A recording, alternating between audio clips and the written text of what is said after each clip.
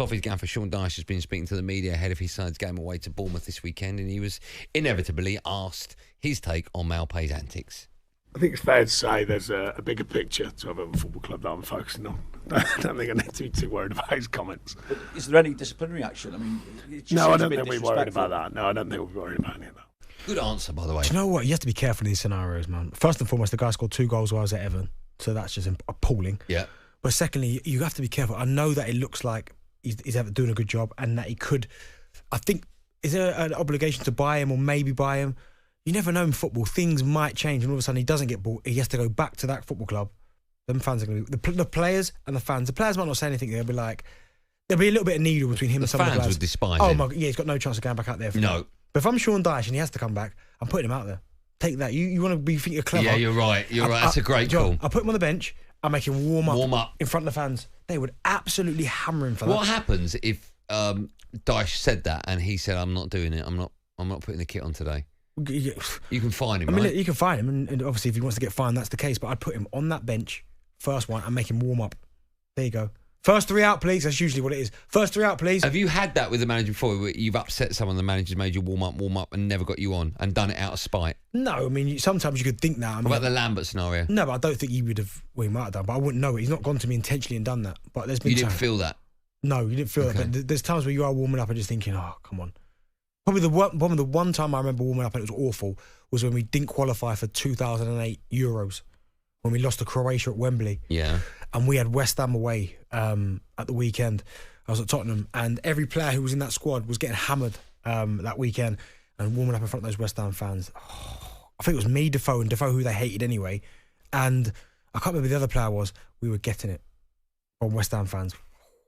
Is it funny or is it horrible? Well, West Ham's quite scary. Well, the Upton Park was anyway. This stadium here, they're miles away, so you wouldn't know. But the Upton Park, I mean, and that was one of the beauties of playing there, was that bit of needle between certainly the other side, but the fans were on your case, screaming at you, giving you abuse. You can hear little kids screaming at you as well. Can you? Yeah. Is it nasty?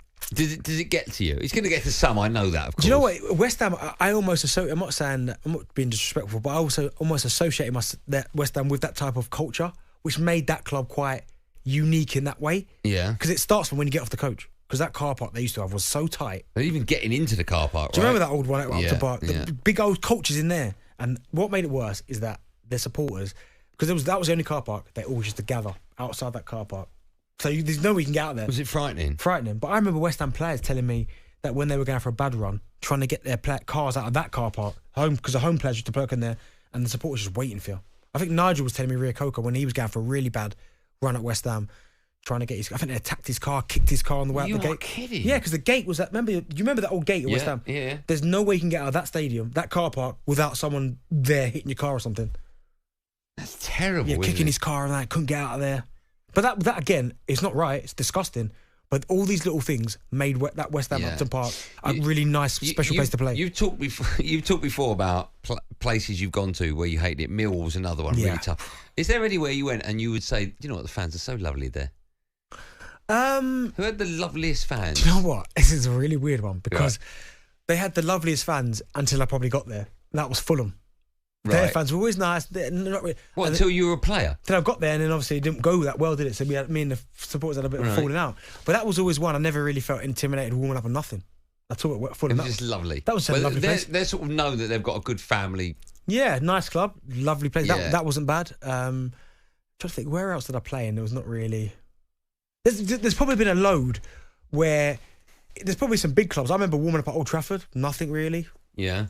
Liverpool, no. Arsenal, even me playing for Tottenham and going to Arsenal, no, nothing at all, really. No. Where was the worst stadium to go to where you felt the crowd were on top of you, literally on top of you? You mentioned Upton Park. Upton Park's bad. Millwall was bad, but it's still quite biggish. Yeah. Where the fans are on top of you, but they're not the most hostile. QPR.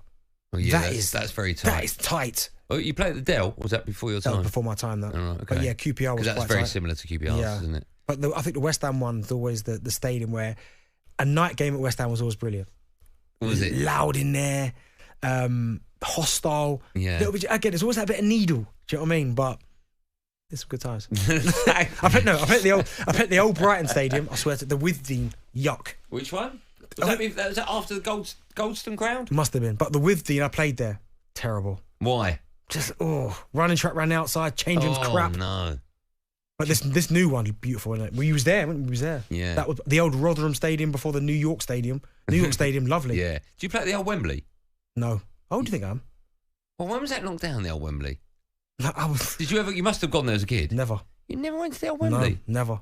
As a fan, you never went there? No. I went there quite a few times, obviously as a kid, not as a player. FA Cup finals and that.